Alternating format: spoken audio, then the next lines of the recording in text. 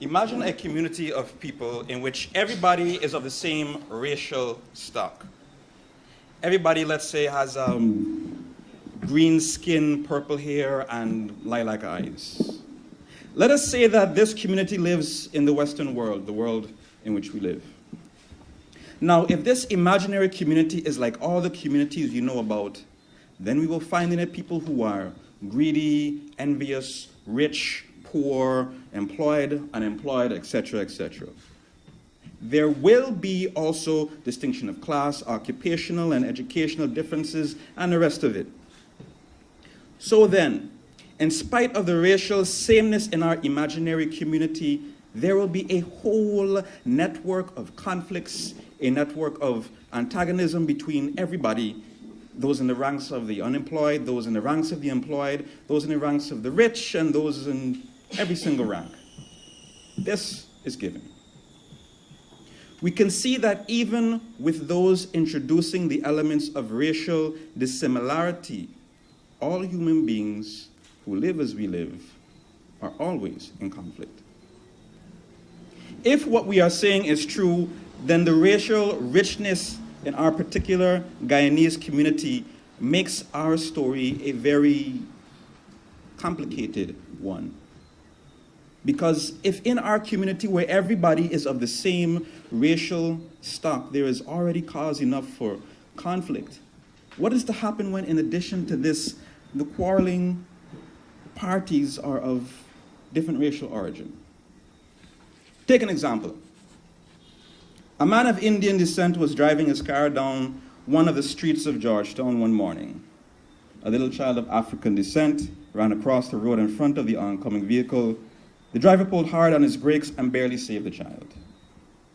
Immediately from a yard, the child's mother and neighbors poured out into the street. "Are you want to kill out black people now?" shouted the child's mother. "Y'all cully bitches want to kill out black people now?" "You black ass," the driver shouted back. "Why y'all black people don't keep y'all children off the road now? Like y'all don't live nowhere? Always got y'all children in the road." In this case, it can be seen that the incident only served to release attitudes, to provide symbols whereby each of the two persons involved fell back on a system of belief.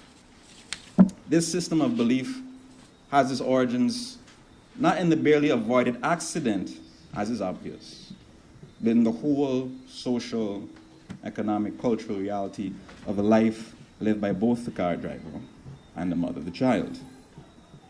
Now, take the child's mother.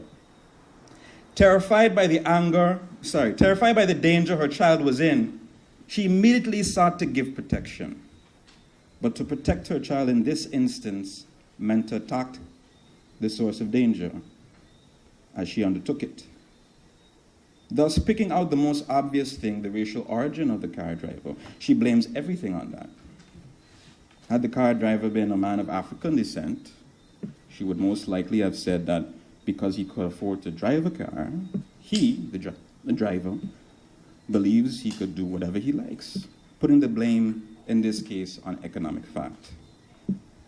As for the car driver, his knowledge of the conditions under which most of the people of Guyana live, whether Indian or African, gives him a defense which, although economic in origin, ends up as an expression of racial abuse.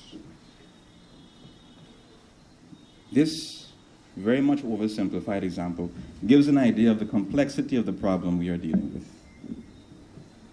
What we can very easily see, however, is that the racial antagonism usually expressed is not just due to what is sometimes called bad-mindedness. This instance cited above is only an accident that nearly occurred. How much worse must it be when things like property and jobs are involved? With all this burden in front of us, we tend to become pessimistic and retreat into silence.